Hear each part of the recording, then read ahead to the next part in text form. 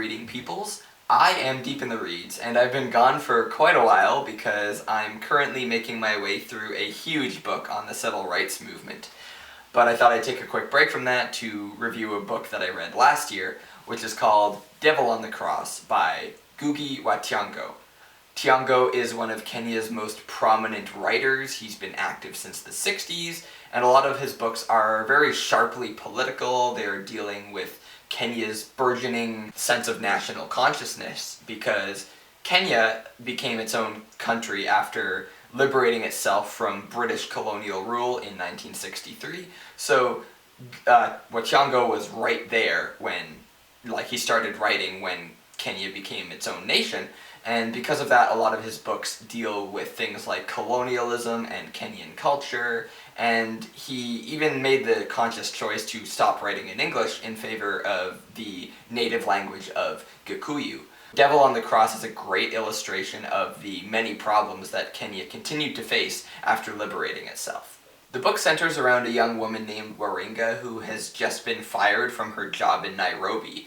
She's been trying to get a foothold in the capital city for a while now, and she's had a lot of really awful experiences, and she's now at the point where she's feeling suicidal, and she has these recurring nightmares about the devil being crucified only to be resurrected 3 days later and continue to cause havoc.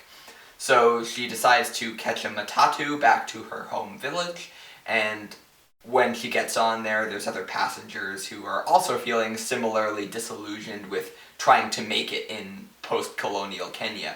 And they all kind of share their stories, and they share their opinions about what the country has become.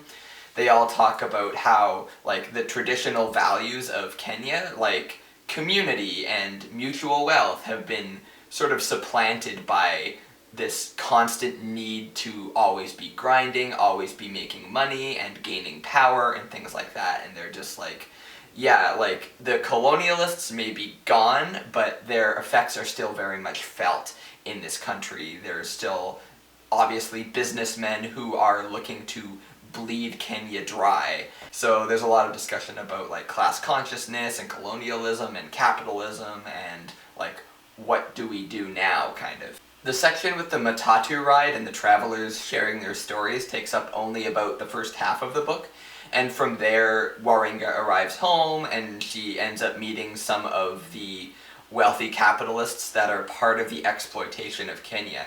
So basically she's absorbing all these perspectives throughout the book, and as she does, she starts to realize that her awful situation in Nairobi isn't just an individual experience. It's part of a larger system of oppression that is deep-rooted in Kenya as a result of it being colonized, and it's still there to stay, it seems. So a lot of the people will present her with this solution that the only way forward for yourself is to fight your way up into the capital class and have people beneath you that you can exploit for power and wealth.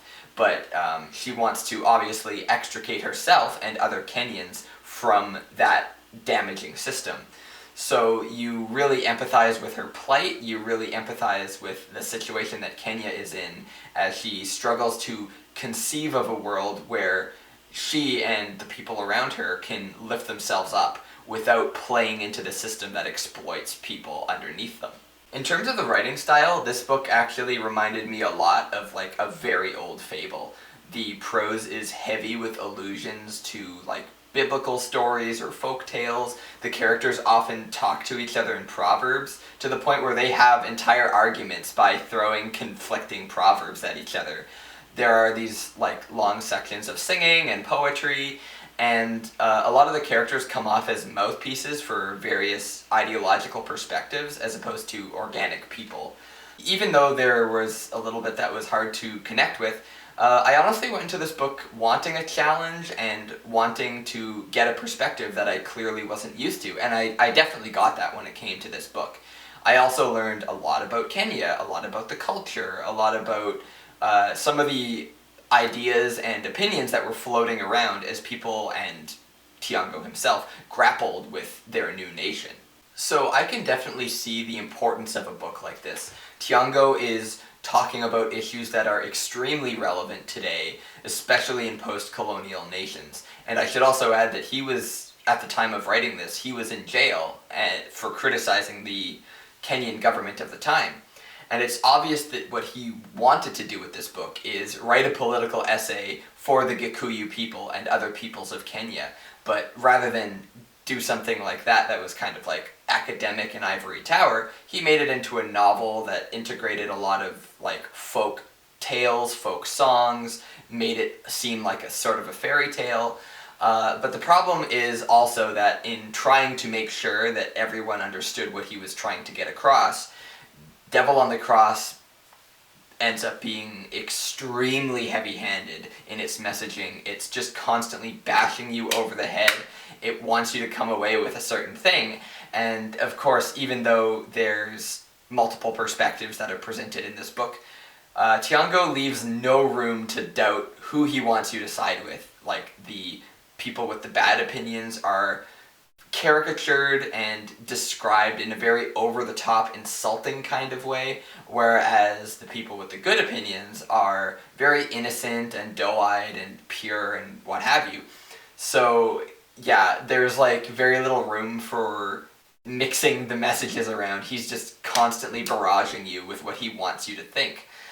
But it's clear, like, why it's important to him. He's basically saying, okay, we've settled our national consciousness, we are Kenyans, we are independent, but now it's time for us to work on class consciousness, like wealth distribution, things like that. We shouldn't be kowtowing to these capitalists to the cost of our own communities and virtues.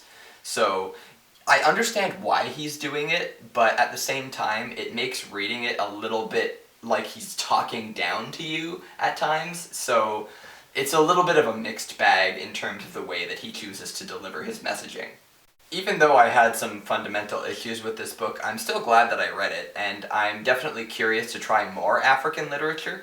I hear Ngũgĩ wa Thiong'o's earlier novels tend to be a little less heavy-handed, and of course there's a lot of other famous African authors like Chinua Achebe that I'd like to try. So I know that I've only just scratched the surface of African literature, and maybe if I read a bit more, I'll come to understand some of the choices in Devil on the Cross a bit better. But for now, I give it a 6.5 out of 10. I wanted to like it better, but some of the heavy-handedness made it a little hard to connect with at times. Check it out if you're interested in the subject matter or expanding your horizons. It's a pretty slim book, so it's fairly easy to read. But, and if you have any recommendations on African fiction, let me know. I'd love to hear recommendations. So, yeah, that'll have to do it for now, though. I guess I'm just going to disappear until I can finish my giant civil rights book. But, until then, subscribe, comment, do whatever you want, and I will be back.